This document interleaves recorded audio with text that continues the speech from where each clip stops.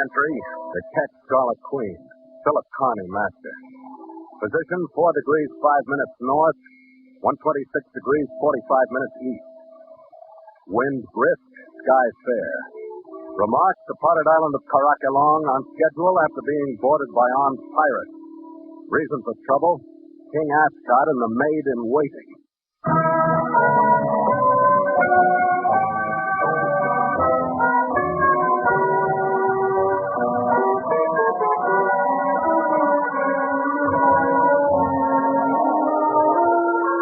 It was toward noon, during the best the tropics has to offer in fresh, sun-drenched mornings, that we raised the peaked outline of Carakalong to our starboard and stood in toward Bio Bay.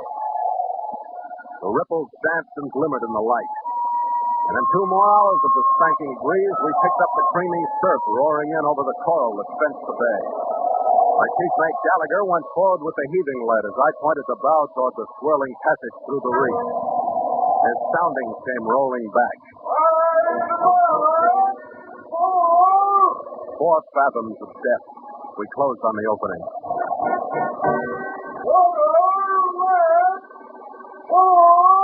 But shallowing to less as the swell beneath us humped and got ready to break.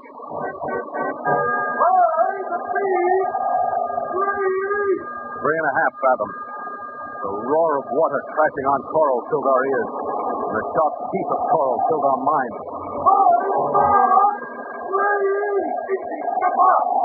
The heaving rollers from across the Celebes Sea tilted and broke on our port and starboard. We felt the current grab, reacted with the wheel. The coral teeth slid by on either side.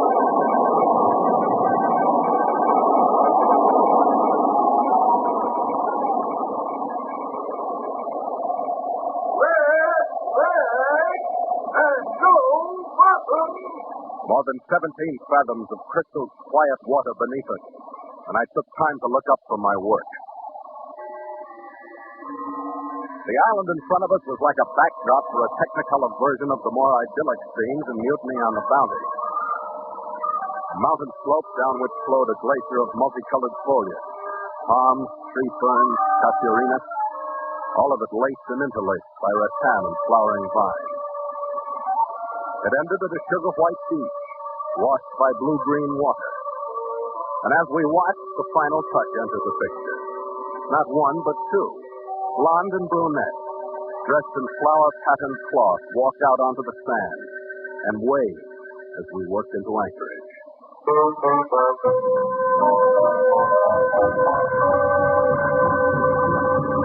So Mutual continues The Voyage of the Scarlet Queen, written by Doud and Bob Tallman, and starring Elliott Lewis.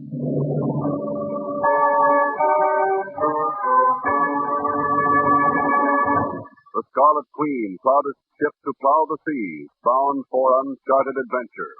Every week a complete entry in the log, and every week a league further in the strange Voyage of the Scarlet Queen.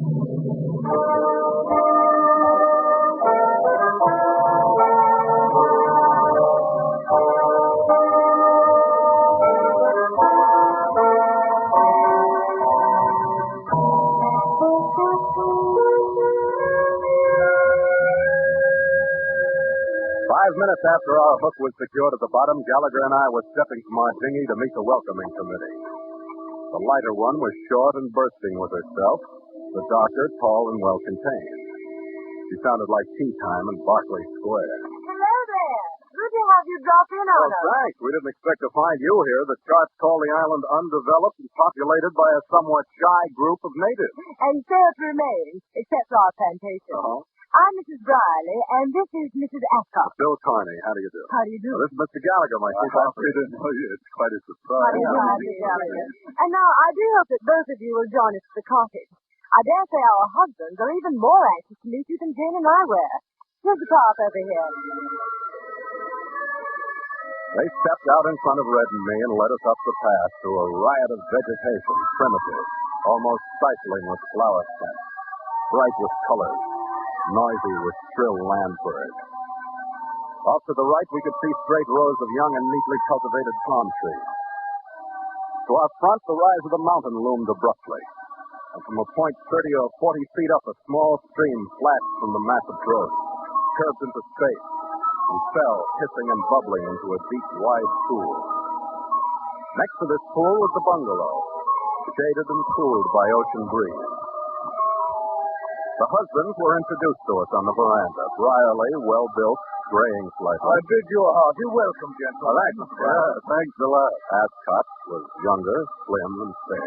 Have you had a long voyage, Captain? Oh, not this particular leg. No, we're just up from Halmahera. Oh, a beastly island. Well, short before now, you'll enjoy stretching your legs on Caracolong. Doris, would you mind showing Captain Kearney about a bit? Of course not, my dear. And Mr. Gallagher will go with Jane when you return the captain to us. Very well. Strangers are rare to us, Captain. I hope you'll understand. Shall we go? She led me through the park-like groves, the clearings where they dried their copra, the warehouses stacked with it. She showed me piles of oyster shells, half-dozen more examples of good commercial products they collected from the island. Then we stopped on a high point overlooking the Scarlet Queen, resting in the blue-green bay below. Now, do you blame us for being proud of our island? No, I think you've done a great job, Mrs. Brierly. We've been very fortunate. It's Dutch territory, you know. But my husband's associates formed the Celebes Development Company, and we came here at the close of the war. Certainly seem to have everything. Yes, everything but the worry and turmoil of competitive life. And judging from what news we last heard on the condition of the world, I feel quite fortunate to be separated from it. It's been quite a strait, isn't it, Captain? Well, it's not as trouble-free as your island. There was talk even in Macassar of a battle over short or long hemline. Hemlines, really? Wouldn't you trade this for that kind of nonsense? No, I wouldn't, Mrs. Brierly. I'm afraid I like competition and the rest of it. Tell me, don't you ever get lonesome? Lonely, you mean? Why should I? Fine husband, good company, the time to enjoy both. Why should any of us want more than we have?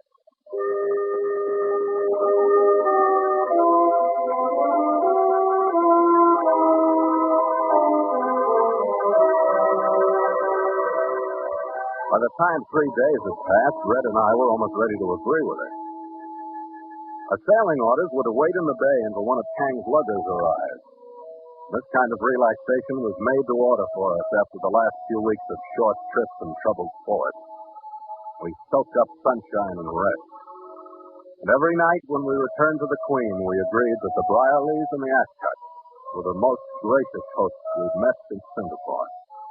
We called it paradise at least once a day. I was a little disappointed when the first thin wrapping fell off. I was alone in my cabin when Mr. Kingsley Ascot paid me a visit. He browsed through some English-language newspapers and suddenly came to the point. Kearney, I hope you won't think me blunt. Your arrival here was the most unfortunate thing that could have happened. I think you're being plenty blunt, King. Where are you driving at? You and your shipper, the first link we've had with the outside world for over 10 months. What are you going to say? I don't know. But we can stay aboard ship from now on if that'll help. We didn't push ourselves into your company, you know. Oh, no, it isn't that. Where are you going from here? I don't know. Why? Kearney. Would it be possible to arrange passage to some port? Any port with regular steamer connections? What? You've been as proud of your paradise as the rest, King. What goes? I'm sorry. Look, I'm sailing under charter orders, and I can't take any passengers. Well, I had to ask you. Not a chance? Not even a slim one, King. I'm sorry. I see. Kearney, be sure that you don't by word or look indicate to Jane or the Brierlys I talk to you this way. Your promise, Kearney? Yeah, sure, King. I like you all too well to mess things up. I just hope you can settle down again. Huh. Yes, I suppose I can. I've been settled for a good many months. Well, thanks anyway, Kearney. I'll meet you in the morning. Thought we might fish a bit from the reef at ebb tide. Sounds great. I'll be in early.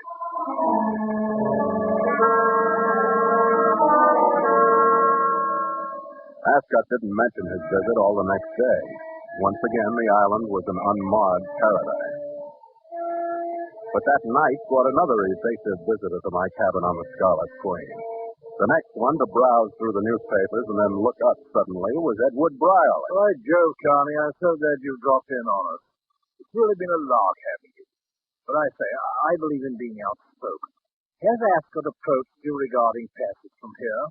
It would have been a waste of time if he had, Brierly. I can't take any passengers. Oh, I'm afraid that's a pity. Oh, don't misunderstand me. Ascot's splendid chap, bright, alert, smashing company, but this type of life is hard on some. I've been about on this estate and that, FMS, North Borneo and the like, and I know the signs. Poor Ascot's at the end of his tether. He needs a change. And I had hoped that you might supply him with the transportation. Yeah, well, it's out of the question, Brierly. I can't take him. Stubborn devil, holding it in the way he is. But, Kearney, I must be sure of one thing. Say nothing to anyone about my visit. Jove, if he knew I was aware of his state, his model would shatter. And that the rest soon would do likewise. You agree to silence? Yeah, sure, Brown. I won't say a word to anybody. Splendid. Come in for an early swim in the morning, Kearney. We'll have breakfast and make a day of it. I saw him to his canoe, went back to my cabin. But less than 15 minutes had passed before another visitor climbed the ladder over the side and joined me. Captain Kearney, I hope you won't think it entirely unforgivable. My being here, I mean. Not at all, Mrs. Brown. Yes, sir. Thank you. I was so distressed. My husband was here. What did he want, Captain? Why, nothing. Did he want you to leave? He didn't say so. Oh, I couldn't bear it if you did. Please, Captain, don't leave without me. I'll die if you do. What are you handing me, Mrs. Brown? I'm begging you. Why me? Because I'm a woman and you're a man, and I need your help desperately. He's toying with me now. I can feel the change in him. There's no limit to his cruelty. I beg of you, Captain, give me my one chance. Take me away from here. I think you'd better go ashore now, Mrs. Riley. I've never found much profit in taking misunderstood wives away from husbands. I'll do anything, Phil. Anything. I don't want anything. I just want you to go ashore. Now, come on, I'll help you out. At least she didn't have a cheery invitation for the following morning. I hit the sack with a bad taste in my mouth and my stock in paradise dropping by degrees. Jane Ascot's pitch was at least different because she chose daylight in the section of beach for the setting. And it was refreshing because she wore two dark red blossoms in her blonde hair, and the rest of her did nice things with the wrong tight swimsuit because her approach was straightforward. I've been watching your ship at night, Phil. You've had a lot of visitors. Oh, I have? Do you want to talk about them? Not especially. Except that for a paradise, nobody wastes much time trusting anybody else. What's paradise to you, Phil? Money, beautiful women, things like that? Well, brief periods of that type, Roland. Why? Listening to me could mean lots of money for those brief periods. Is that an offer? I understand that the men who sail ships from place to place in this part of the world are susceptible to offers. Is that right? Oh, I've heard. Are you? I like your approach. Show me a man that wouldn't be susceptible to offers from you. Well, you're very nice to make them to. Thank you. But I'm not in the spot to accept. That's very foolish. Why? Because you're throwing away 1,000 pounds sterling? And because I'm so angry with you, I might even let some of these insane people kill you. No. You know, we have threats in paradise. Paradise. I'll tell you just how idyllic our paradise is. Did you know that my husband and Doris Brierly are in love? You're really broken up about it, aren't you? They've been meeting under the tropic moon almost every night for months. Stupid fools. Does Riley know? Of course. You'll have to admit all of us have put on a great act. Brierly and I have given them complete freedom. And the idiots don't even realize we have given it to them. Sounds like a pleasant way to live. It's rotten. But we've had a reason. They want to go away together. And we want them to go. So you and Brierly can play games? Oh, not for any emotional reasons, Phil. When they disappear, as far as the world is concerned, every shilling of the Celebes Development Company's funds would disappear too. Some 10,000 pounds by now. Oh, Which you and Brierly could then pocket, huh? Now, your stupid refusal to take passengers has ruined our scheme. Well, I'm sorry I'm spoiling the deal. Such a pretty one. Don't worry, Phil. I'm sure another possibility will present itself.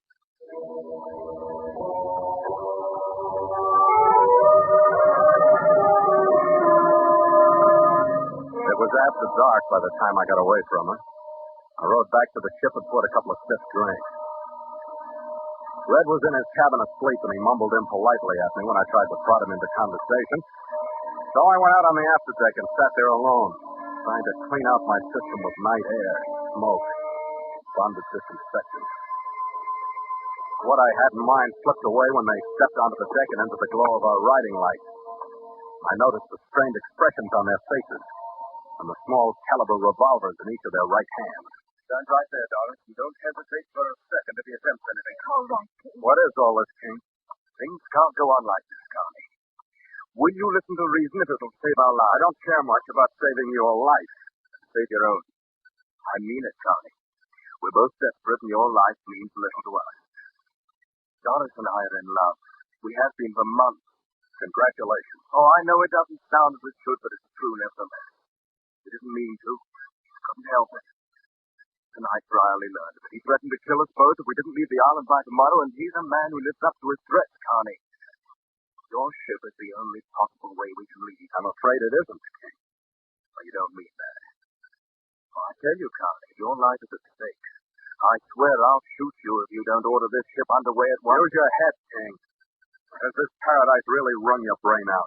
Where would you be if you did shoot? You're in no worse position than I am now. I know that I've done everything in my power to save Doris and myself. Kearney, order this ship underway. I can't. You got a few hundred square miles of island. Go find yourself a hut someplace and hide in it. That wouldn't work. Your only hope, Phil. You've got to take us. But my whole voyage is at stake. That's as important to me as you are to Ascot. I warn you, Kearney. Look, if you got the itch to be the big warrior for it, go shoot Brierly. Once more, Kearney. All right, but you better do it right, Ascot. I'm telling you, if you don't do it with the first one, I'm going to shove that toy down your throat before you can pull the trigger again. I can't believe that you'd... Doris. Doris.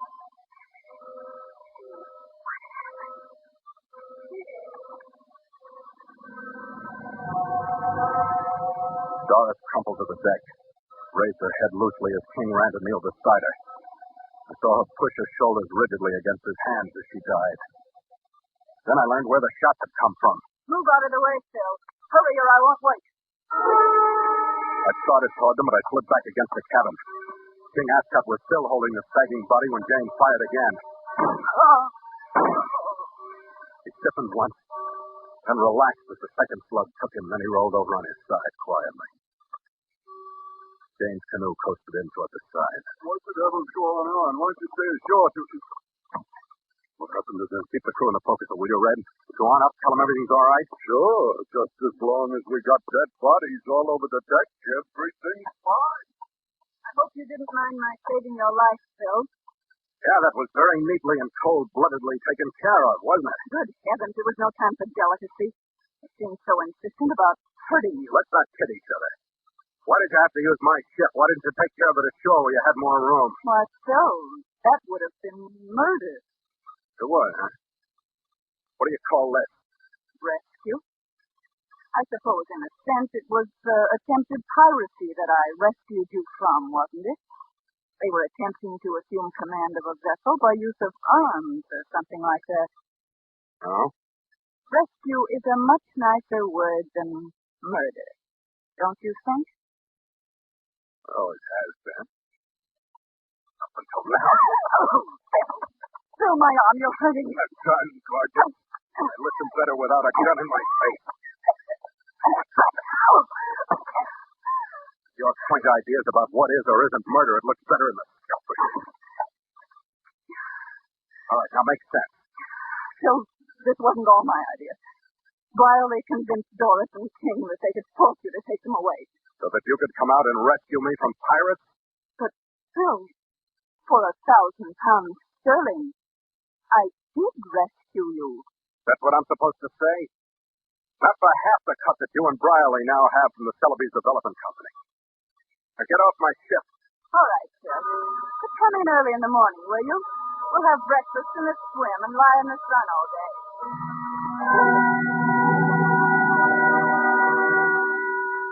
After she left, I wondered how she'd explain to Brierly my lack of interest in the payoff. Just about the time she should have been facing him with the fact, two evenly separated, well-placed shots echoed out from the island. We never did go ashore again. Just before dawn, a native canoe arrived to take the deceased pirates ashore. We moved out beyond the reef, radioed a full report to the Dutch officials. Later that morning, Kang's lugger arrived with our sailing orders, and we headed out across the Celeby's Sea. Stand by to make sail!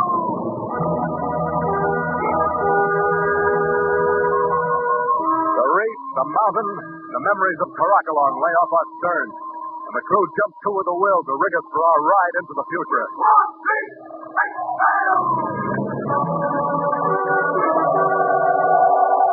The mainsail boomed into its job. The ship ran up. Then the mizzen. And the Scarlet Queen winced under the pull, settled under the help I gave her from the helm, and then charged forward, slashing the rolling swells with her bow and leaving them turned and flattened in her wake. Skipper, you want to force her anymore? No, she'll do, Red. Hey, Skipper, those two shots we heard have still got me. Maybe we should have gone ashore to take a look-see. Oh, no. There might have been two more for each of us. Yeah, you can't help but wonder, though. Who do you think got us? Pretty much of a toss-up. I think it must have been Brierly. Well, how do you figure? Very simple, Red. With all her faults, the girl was very fond of me. At least she didn't kill you. Yeah, there's that, if you must have proof. Besides, she invited me to breakfast. And I'm sure she wouldn't break that date just to die. Why, no. Even I wouldn't do that. Of course, those slugs could have been going the other way. Or even both ways. Don't worry about it. Drink, Skipper. But it does pique a man's curiosity, Red. I wonder... Oh, well. After you, mate. After you.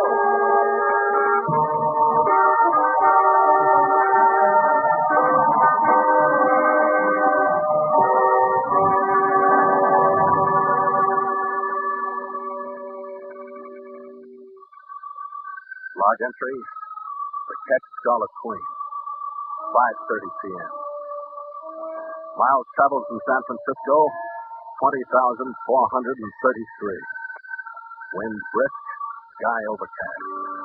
Mainsail reefed, ship secure for night. Signed, Philip Kearney, Master.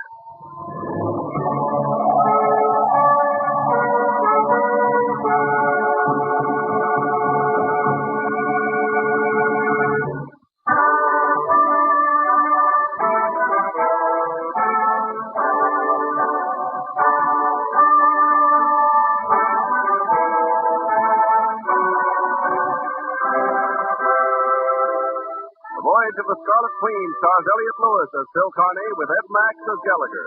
Music scored and conducted by Richard O'Rourke. The Scarlet Queen, produced by James Burton, is written by Doud and Bob Tallman.